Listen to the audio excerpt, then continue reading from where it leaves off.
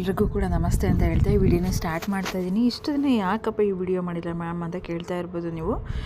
Reused content ಬಂದು 3 months ಈ video ಮಾಡೋ ಹಾಗಿರಲಿಲ್ಲ. ಸೊ ಹಾಗಾಗಿ ವಿಡಿಯೋ ಮಾಡ್ತಾ ಇರಲಿಲ್ಲ. ಇನ್ನು ಇವತ್ತಿನ ವಿಡಿಯೋದಲ್ಲಿ ನಾವು ನೋಡ್ತಾ ಹೋಗೋಣ.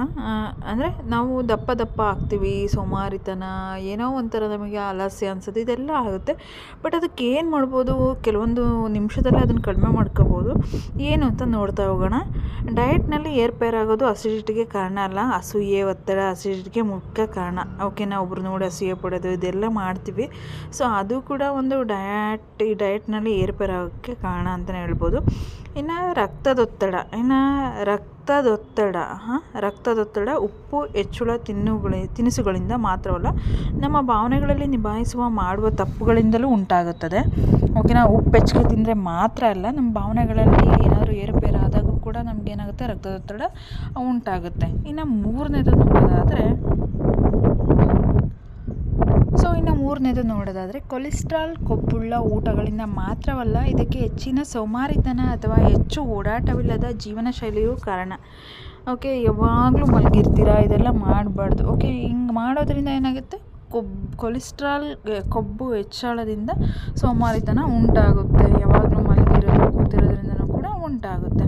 ಇನ್ನು ನೆಕ್ಸ್ಟ್ ಬಂದುಬಿಟ್ರೆ ಅಸ್ತಮ. ಓಕೆನಾ, ಅಸ್ತಮ ಶ್ವಾಸಕೋಶಕ್ಕೆ ಆಮ್ಲಜನಕದ ಅಡೆತಡೆಯಿಂದ ಮಾತ್ರ ಅಲ್ಲ, ನಮ್ಮ ದುಃಖಭರಿತ ಭಾವನೆಗಳು ಕೂಡ ಶ್ವಾಸಕೋಶವನ್ನು ಸ್ಥಿರಗೊಳಿಸುತ್ತದೆ ಅಂತ ಹೇಳ್ತಾ ಇದ್ದಾವೆ. ಓಕೆನಾ, ನಮಗೆ ಆಮ್ಲಜನಕದ ಅಡೆತಡೆಯಿಂದ ಮಾತ್ರವಲ್ಲ, ಅಂದರೆ ನಮಗೆ ದುಃಖ ಆಗುತ್ತೆ, ಏನೋ ಆಗುತ್ತೆ, ಅವ ಶ್ವಾಸಕೋಶ ಏನಾಗುತ್ತೆ, ಅಸ್ಥಿರಗೊಳ್ಳುತ್ತದೆ. ಇನ್ನು 5ನೇದು ನೋಡೋದಾದರೆ ಡಯಾಬಿಟೀಸ್ ಹೆಚ್ಚಿನ ಗ್ಲೂಕೋಸ್ ಸೇವಿಸೋದ್ರಿಂದ ಮಾತ್ರವಲ್ಲ, ಸ್ವಾರ್ಥ, ಹಠಮಾರಿ ಮನೋಭಾವಗಳು ಮೆದುಜನಕ ಗ್ರಂಥದ ಕ್ರಿಯೆಯನ್ನು ಹೆಚ್ಚು ಕಡಿಮೆ ಮಾಡುತ್ತದೆ. ಓಕೆನಾ, ಇನ್ನು ನೆಕ್ಸ್ಟ್ ಬಂದುಬಿಟ್ಟು ಕಿಡ್ನಿ ಸ್ಟೋನ್, ಕ್ಯಾಲ್ಶಿಯಂ. ಓಕೆನಾ, ಕಿಡ್ನಿ ಸ್ಟೋನ್, ಕ್ಯಾಲ್ಶಿಯಂ ಆಕ್ಸಲೇಟ್ ಹೆಚ್ಚಾಗಿ ಮಾತ್ರ ಅಲ್ಲ, ನಮ್ಮೊಳಗೆ ಅಧೋಮಕುಳಿತ ಭಾವನೆಗಳನ್ನು ಕೂಡ ದ್ವೇಷದಿಂದ ಉಂಟಾಗುತ್ತೆ ಅಂತಲೇ ಹೇಳ್ಬೋದು. ಇನ್ನು ನೆಕ್ಸ್ಟ್ ಸ್ಪಾಂಡಿಲೈಟಿಸ್, ಕುತ್ತಿಗೆಯ ಸಮಸ್ಯೆಯಿಂದ ಮಾತ್ರ ಅಲ್ಲ, ಭವಿಷ್ಯದ ಬಗ್ಗಿನ ವಿಪರೀತ ಚಿಂತೆಗಳ ಅತಿಭಾರದಿಂದ ಕೂಡ ಬರುತ್ತದೆ ಅಂತಲೇ ಹೇಳ್ಬೋದು. ಇನ್ನು ಆರೋಗ್ಯಕರವಾದ ಬದುಕಿಗೆ ನಮಗೆ ಏನು ಬೇಕು ಅನ್ನೋದಾದರೆ ಮನಸ್ಸು ಸ್ಥಿರವಾಗಿರಬೇಕು, ದೈನಂದಿನ ಎಕ್ಸಸೈಸ್ ಮಾಡಬೇಕು, ಧ್ಯಾನ ಮಾಡಬೇಕು, ರೆಗ್ಯುಲರಾಗಿ ನಾವು ವ್ಯಾಯಾಮ, ಓಡಾಡೋದಿರ್ಬೋದು, ಇದೆಲ್ಲದನ್ನು ಕೂಡ ಮಾಡಬೇಕು, ನಗಬೇಕು, ಹೊಸ ಸ್ನೇಹಿತರನ್ನು ಪರಿಚಯ ಮಾಡ್ಕೊಳೋದ್ರಿಂದ ನಮಗೆ ಭಾವನೆಗಳನ್ನ ಹಂಚ್ಕೊಳ್ಳೋಕ್ಕೆ ಹೆಲ್ಪ್ ಆಗುತ್ತೆ.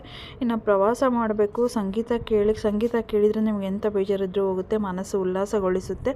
ಇನ್ನು ಮೊಬೈಲ್, TV ಸ್ಕ್ರೀನ್ ಇದನ್ನೆಲ್ಲ ಕಡಿಮೆ ಮಾಡಬೇಕು, ಪರಿಸರದೊಂದಿಗೆ ನೀವು ಬೆರಿಬೇಕು. ಸೊ ಆರೋಗ್ಯದಿಂದ ಇದ್ದು ಆನಂದಿಸೋಣ. ಅಂದರೆ ನೀವು ಬೇಗ ಔಷಧಿ ರಹಿತ ಜೀವನವನ್ನು ಮಾಡಬೇಕು ಅಂದರೆ ಬೇಗ ಮಲಗುವುದು, ಬೇಗ ಏಳುವುದು, ಬೇಗ ಮಲಗಬೇಕು, ಬೇಗ ಏಳಬೇಕು. ದೇವರನ್ನು ಪ್ರಾರ್ಥಿಸುವುದು ಕೂಡ ದೈವಿಕ ಔಷಧಿಯಾಗಿದೆ. ದಿನ ಸಂಜೆ ಒಂದು ಸ್ವಲ್ಪ ದೇವಸ್ಥಾನಕ್ಕೆ ಹೋಗಿ ಬಂದರೂ ಕೂಡ ನಿಮ್ಮ ಮನಸ್ಸು ನೆಮ್ಮದಿ ಆಗುತ್ತೆ. ಇನ್ನು ಯೋಗ, ಪ್ರಾಣಾಯಾಮ, ಧ್ಯಾನ ಮತ್ತು ವ್ಯಾಯಾಮವನ್ನು ಮಾಡಬೇಕು.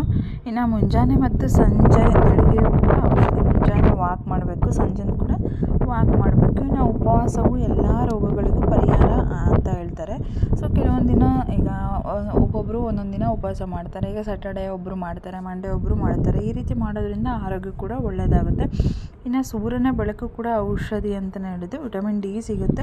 ಇನ್ನು ಮಡಕೆಯ ನೀರು ಕುಡಿಯುವುದರಿಂದ ನಮಗೆ ಮಣ್ಣಿನ ಅಂಶ ಏನಿರುತ್ತೆ ಅದು ಸಿಗೋದ್ರಿಂದ ನಮ್ಮ ಆರೋಗ್ಯ ಹೆಚ್ಚಳವಾಗುತ್ತೆ. ಇನ್ನು ಚಪ್ಪಾಳೆ ತಟ್ಟುವುದರಿಂದನೂ ಕೂಡ ನಮಗೆ ಒಂದು ಒಳ್ಳೆ ಹೆಲ್ತು ವೃದ್ಧಿಯಾಗುತ್ತೆ. ಇನ್ನು ಆಹಾರವನ್ನು ಚೆನ್ನಾಗಿ ಜಗಿಯುವುದರಿಂದ ಕೂಡ ಔಷಧಿಯ ಗುಣಗಳು ಹೆಚ್ಚುತ್ತವೆ. ಆಹಾರದಂತೆ ಜಗಿಯುವ ನೀರು ಮತ್ತು ಕುಡಿಯುವ ನೀರು ಔಷಧವಾಗಿದೆ ಅಂತಲೇ ಹೇಳ್ಬೋದು. ಇನ್ನು ಊಟ ಮಾಡಿದ ನಂತರ ವಜ್ರಾಸನದಲ್ಲಿ ಕುಳಿತುಕೊಳ್ಳುವುದು ಕೂಡ ಔಷಧ. ಇನ್ನು ಸಂತೋಷದ ನಿರ್ಧಾರವೂ ಕೂಡ, ಸಂತೋಷವಾಗಿದ್ದರೆ ಯಾವುದಕ್ಕೆ ಕಾಯಿಲೆಗಳು ಬರೋಲ್ಲ, ಕೊರಗಿದ್ರೆ ಕಾಯಿಲೆಗಳು ಬರೋದು. ಇನ್ನು ಕೆಲವೊಮ್ಮೆ ಮೌನವೂ ಕೂಡ ಔಷಧಿ ಅಂತ ಹೇಳ್ಬೋದು.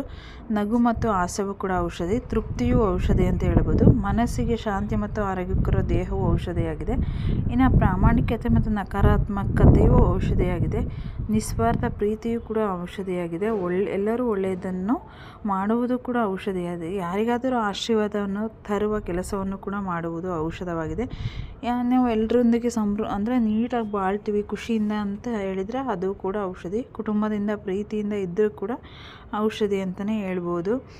ಸೊ ಹಾಗಾಗಿ ಪ್ರತಿದಿನ ನೀವೇನು ಮಾಡಬೇಕು, ಪ್ರತಿದಿನವನ್ನು ಪೂರ್ಣವಾಗಿ ಆನಂದಿಸಬೇಕು. ಇದರಿಂದ ಏನಾಗುತ್ತೆ, ನಿಮಗೆ ಪ್ರತಿಯೊಬ್ಬ ಮನುಷ್ಯನೂ ಕೂಡ ಸಂತೋಷದಿಂದ ಒಳ್ಳೆಯ ಸ್ನೇಹಿತ ಇದ್ದರೆ ಅಥವಾ ಹಣವಿಲ್ಲದೆ ಇದ್ದರೂ ಕೂಡ ನಿಮ್ಮ ಲೈಫ್ ಚೆನ್ನಾಗಿದ್ದರೆ ನೀವು ಮೆಡಿಕಲ್ ಸ್ಟೋರಿಗೆ ಹೋಗೋ ಅವಶ್ಯಕತೆಯೇ ಇರಲ್ಲ, ನಿಮ್ಮ ಜೀವನ ಸುದಿನ ಅಂತಲೇ ಹೇಳುವುದು. ಸೊ ಹಾಗಾಗಿ ತಿನ್ನುವುದು ಕುಡಿಯುವುದು ಇದನ್ನೆಲ್ಲ ಎಲ್ಲದನ್ನು ಬಿಟ್ಟು ಸಂತೋಷದಿಂದ ಜೀವನ ಮಾಡಿ ಒಳ್ಳೆಯದನ್ನು ರೂಢಿಸ್ಕೊಳ್ಳಿ, ಒಳ್ಳೆಯರಾಗಿರಿ. ಸೊ ಒಳ್ಳೆಯದಾಗುತ್ತೆ ಅಂತ ಹೇಳ್ತಾ ಈ ವಿಡಿಯೋನ ಮುಗಿಸ್ತಾ ಇದ್ದೀನಿ.